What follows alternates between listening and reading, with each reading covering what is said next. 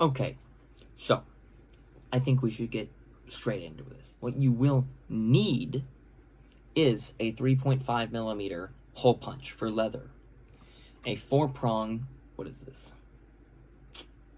I think it's 1 millimeter 4-prong punch for leather, a razor blade, be careful, a hammer, a dead blow, a rubber hammer. I wouldn't suggest metal, you can dent and damage your tools. And then leather needles and leather thread. That's pretty much all you'll need for this project. There are a couple things like a straight edge that are kind of implied, but I didn't mention it and I should have. And leather thread. But those are the essentials for the project. Beyond that, having something like a skiving tool or a beveler. Oh no, that's a beveler. This is a skiving tool. It cuts a line. I will show what all the tools do and whatnot in the process. But that is the basis of the tools. Anything beyond that is not really needed. Okay, so I'm going to explain what it is that I'm doing. Then I'm going to film and show it, right? I only have one camera. I have to do it in different ways. I'm going to use a piece of cardstock, and I'm going to show you how I draw and make my patterns to fit me. You can use this as a guide to make one that will fit you. You may need a meter stick if you have a flexible, tailor's measuring tape. It's like flexible plastic. Use one of those. But for starters, what you're going to do is you're going to measure the distance between the inside of your shoulder. So right here, where your shoulders bend in, you don't want to go past that or you won't be able to move your arms while wearing it, right? So for me, that's 10 inches, even. I suggest round down to the nearest half inch, because it's better to have a little bit more room than not enough room. And luckily, the benefit of this is that all of the lines and measurements you make completely arbitrary. They don't matter. All that matters is that one side matches the other and that you like how it looks. That's all. Okay, so to start, this piece of cardstock is 1 foot by 1 foot. It's an even square.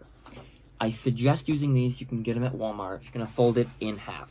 That's step one.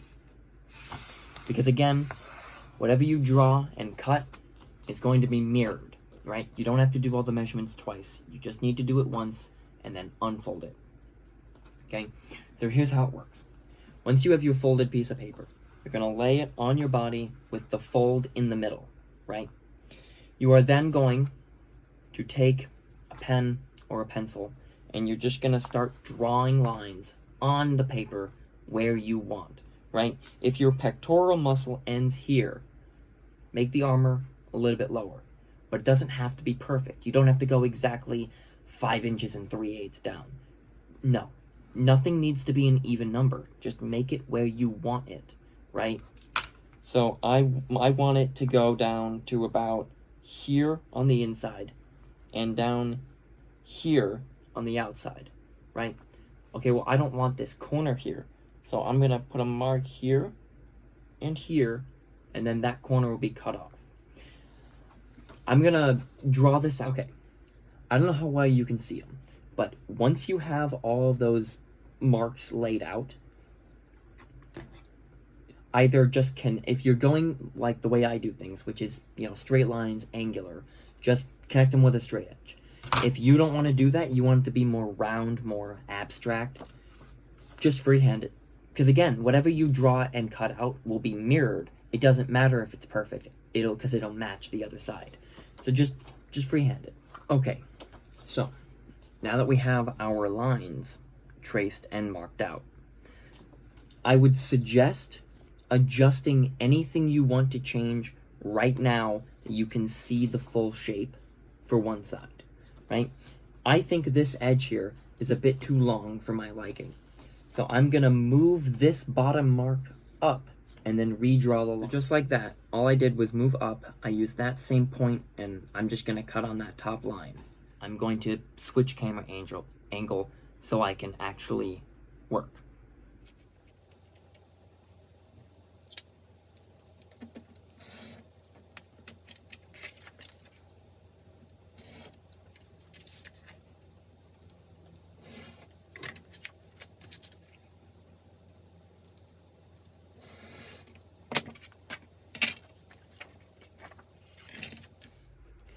Okay, so now that it's been cut out, I have the shape that will make up the chest armor, right?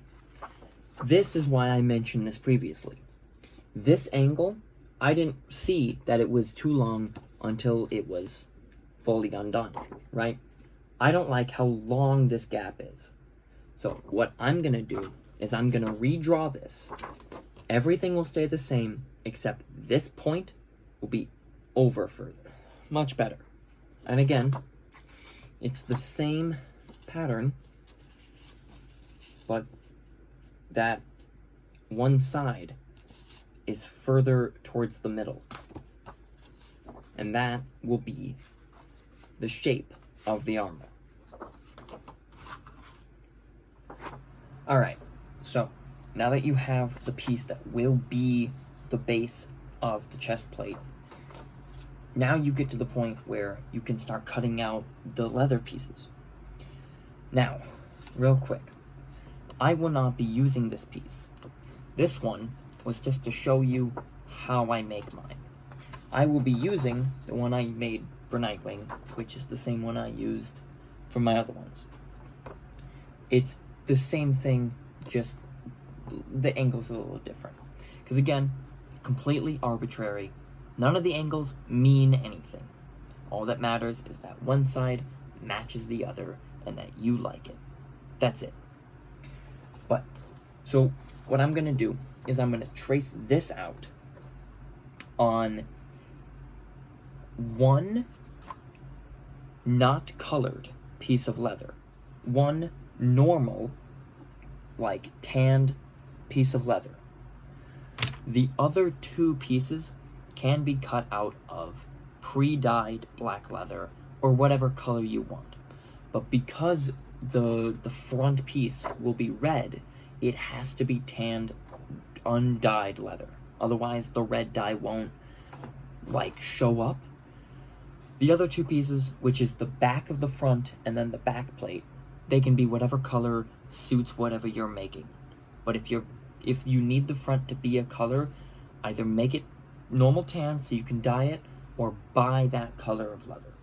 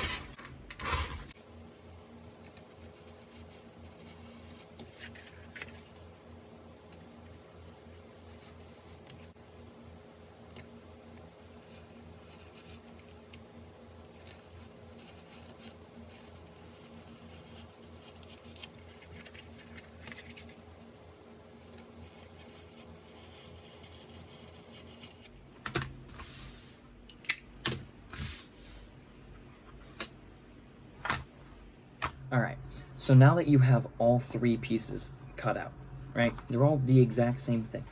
So just draw them on the leather, cut around it, then cut on the lines, and just do that 3 times. Now, every once in a while, you'll have a piece like this corner that has a blemish.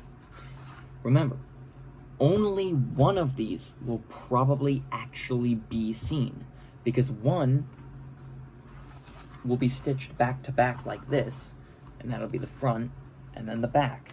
And then one will go on your back, so you'll never see it, right? So just find whichever one looks and is the cleanest. There's your front. The other 2, you could have a massive hole in the middle. It doesn't matter. No one will see it. It does matter if you try to avoid holes as much as possible.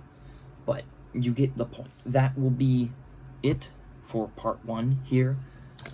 Next time I will be going over beveling and skiving, along with punching holes for stitching. But yeah, thanks for watching, man.